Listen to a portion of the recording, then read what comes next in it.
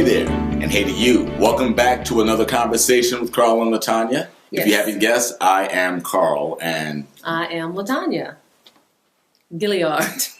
I do that to her all the time. I'm sorry. You know, when a brother gets something he doesn't really feel he deserves, he needs to be reminded just to say, pinch me. Am I dreaming out? I'm awake. So anyway, the name of this conversation is called Broken. So there was a thread that Latonya put on her page on Facebook that kind of blew up a little bit, and that's what kind of influenced this decision to do this particular subject. But let me give you some backdrop. I went to a men's breakfast at Antlers Temple a few weeks back, and it was hosted by KKLA, and Bishop Kenneth Armour was there, and Daryl Strawberry was there, and many other great men who were speaking. And the running theme throughout the day was brokenness. Brokenness. And to have all these men kind of be on one accord and hear these wonderful messages about brokenness. And what it's about was this: how God does his best work with a broken vessel. When we've been broken by divorce, by death, by financial hardship, fill in the blank. It's in that place that God does his masterful work in creating the masterpiece in us that he designed for us in our lives, and in our work, in our ministry, and in our walking on the earth. And I began to reflect on myself because I'm in my own skin. Yeah. I'm me. And a couple of years ago, I went through a divorce and have had some issues over the past few years with being broke money-wise. And no one knows that more than me.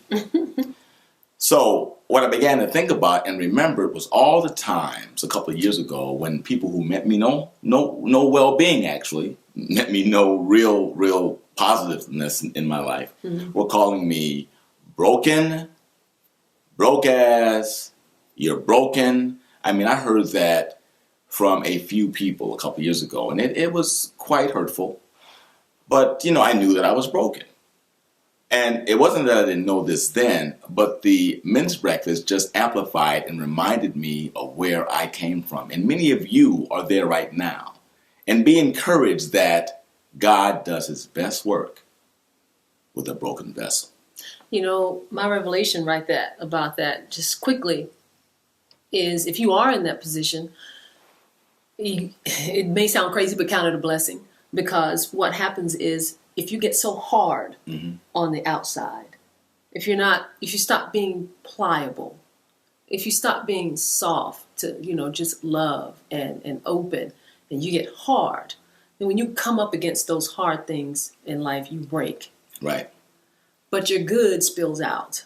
That hard part of you, that hardened part of you has to break. Because in order for, God lives inside of you. So in order for that to come out, all that good, everything that's good in you has to come out. It can't come out unless there's an opening. Right. So that's what those cracks and those broken places. And then once, that it's like a salve just comes out and it just soothes, and then, you cry and you just, you get a chance to exhale. Then your eyes are open, but you got to go through that healing process. And the whole thing about being broken, too, is that, and even if you're broke, let's say you've had a lot of money and you've lost it, either through your own doing or through some external thing that's happened to your finances, mutual fund, Wall Street crash, whatever. Yeah. Even there, it causes you to look to something outside of yourself to be able to bring it back again. And that's what God is seeking to do, and what he did with me anyway. And so, when I see often on my Facebook thread, I see, ladies, no offense, calling guys broke. I ain't gonna do no broke ass, Yeah. or whatever, broke ass. I've seen them all. I see it all the time. I've got 5,000 friends. A lot of them are women, and they're just all through my feed. And I've gotten into actual somewhat friendly Facebook conversations on threads about this, and trying to help ladies understand, if that guy isn't for you because he's broke doesn't mean that he would be broke with someone other than you. He might be broke with you, but not be broke with somebody else based upon the combination that they bring when they come together. So anyway, on that note, I directed a play called Power Couple Struggle, and my wife Latonya was the production manager, and we honored Shanice and Flex, on one of the nights, and they had a very interesting story, and that's what influenced. Yeah, I put up a thread because I wanted more than just the audience that was there to hear it. What happened was we had a question and answer, Q&A after the play, and people were able to ask questions of Flex, Shanice, the actors, Carl, and Flex and Shanice got into a discussion about their relationship. And he even said that at the beginning of their relationship, he was broke. He said, I didn't have any money. He said, sometimes she would pay for the date. And I would be like, whoa. Mm-hmm. And he said, and the way she encouraged me and the way she was just like, he was ashamed, but she was just like, how come you just didn't tell me or whatever? He said, I knew she was a keeper. I knew she was a keeper. And, look what he went on to do. And they had to support each other. And if you could just see the love in that couple right now, not just with their little reality show on OWN and what they go through, she was there and she's still there. And the hard times that they may be dealing with now, he was smart. He knew she was a keeper because when they weren't married, when he didn't owe her anything, and just dating, she saw something in him. I asked her, I said, what did you see in him? She said, well, he was sweet and he was kind and we talked and just had so much good times together. And she said, and he had a dream and he wasn't laying on the couch every day, watching TV or, just being lazy. He had a dream. And she said, and just who he was, I didn't want to lose that. And that really meant a lot to me. And that's why I took their picture, and she had a picture on her page. 15 years is their anniversary recently, 15 years. And she had a picture of their wedding day. And she said, 15 years with my king. Wow. And it's beautiful. And I just wanted to put that picture up and say what I said about ladies, be careful who you push out the door because they're broke. We are the intuitive ones. We're the heart. And if we don't see past certain things, you'll never have a relationship. Seriously. You got to be able to see past the rich guys who are broken. You got to be able to see that. Like you said. Yeah. I think we shouldn't call this broken. We should call this broke does not equal broken. Because although it can sometimes. It can. Yeah, it's just not it's like to the point of being rich. I mean, you look at Darryl Strawberry. Right. He wasn't broke, but he was broken. But he became broke, though. You know that. He sure did. He lost everything. It. Yeah. But you have to have somebody, a man needs somebody in their lives that's going to help with those emotional parts. And ladies, you have to use your intuition. When you come meet a man who doesn't have, everything that he wants to have. Because trust me, if a man is broke, he doesn't like it.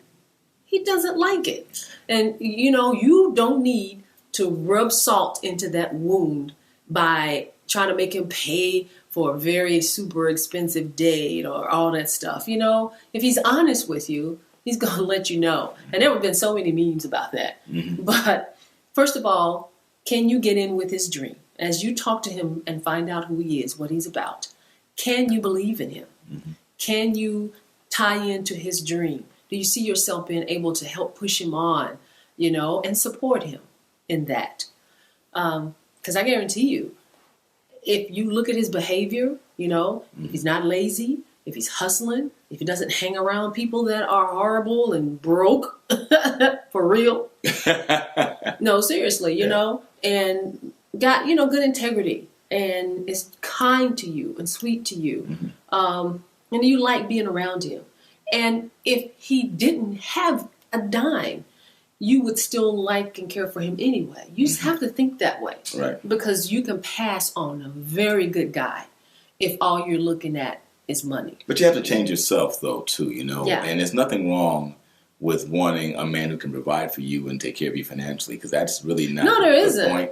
It's really more about drawing the parallel or ask yourself a rhetorical question.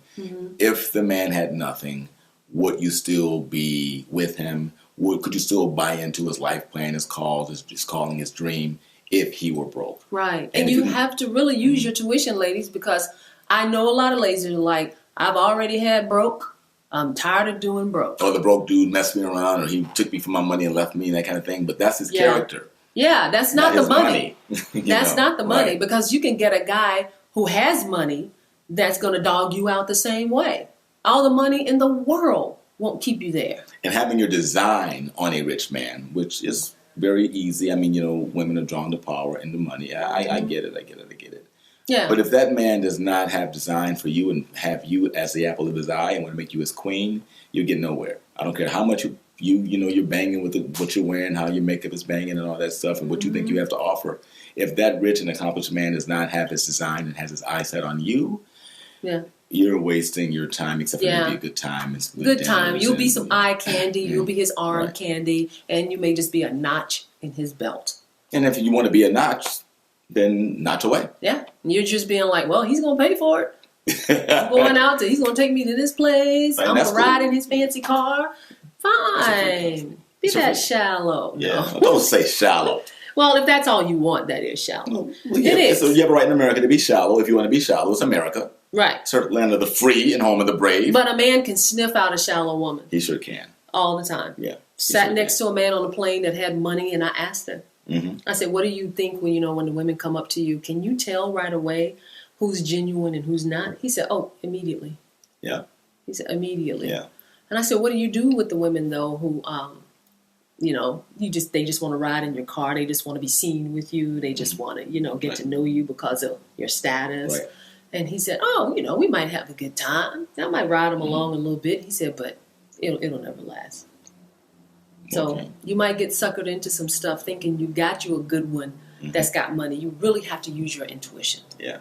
You do. There's nothing wrong with not wanting to struggle. Nobody wants to struggle. Yeah. Anybody that doesn't have money doesn't want to struggle. Right. But like I said, you got to look and see his behavior. Is he working towards something? Absolutely. We probably should sign off now. But I have to say before we leave that this subject right here is kind of close. And I'm actually a little uncomfortable talking about it. Yeah, I'm a little nervous. Yeah, but it's because of the man in you. It's a provider in you. I'm not going to lie. It's just like a little uncomfortable. So you're seeing. Well, I know you don't want to. You don't want to kick anybody under a bus or expose anything because you've been through this. I understand that. Yeah. Okay. Yeah. Because all you can go by, all any of us can go by, is what we've lived through, our experiences. And you've been through this. You've had somebody calling you broke and everything who was supposed to be with you through thick and thin. Let me tell you something, ladies. You really have to use your intuition, but you also got to have a heart. But men, though, do your own due diligence, okay? And don't put a woman in the position to be that. Because I don't know if anybody really wants to be that in your life either. So I think that with men, we have to do our due diligence, ask the right questions, look at behavior, and make sure that the woman you choose is connected to who you are.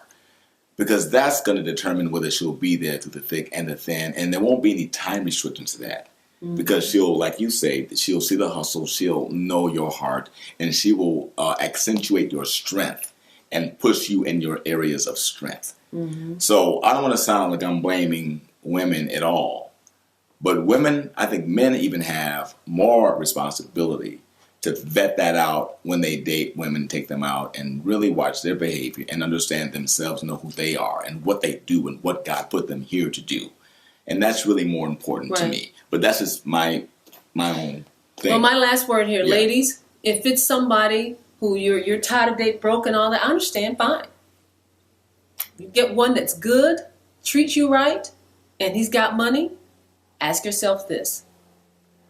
If life goes on and life happens and the money dwindles down and gets really short and you find yourself struggling a little bit, are you going to stick with this man through thick and thin? Can you love him enough to stick with him through those bad times until they become good again? Like no matter how long they can last. Yeah. Like Chinese. Yeah. Okay. And so that's it for this episode of conversations with Carl and Latonya. Yes. I'm a very nervous Carl Gilliard.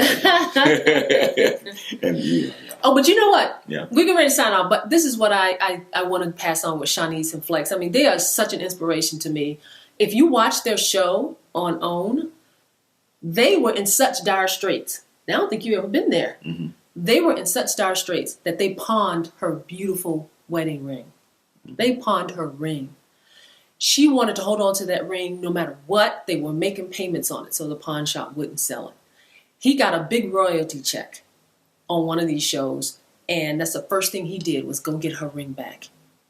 She cried. She wept when he surprised it on her and gave her the ring, and she just cried. She was so happy. Wow. Yeah. That woman gave up that ring. Could you do that? And stick and stay with that man like she did and love him and support him. We're signing off now. Okay. Have a wonderful week. And we'll see you next time. Peace. Bye. 2 fingers.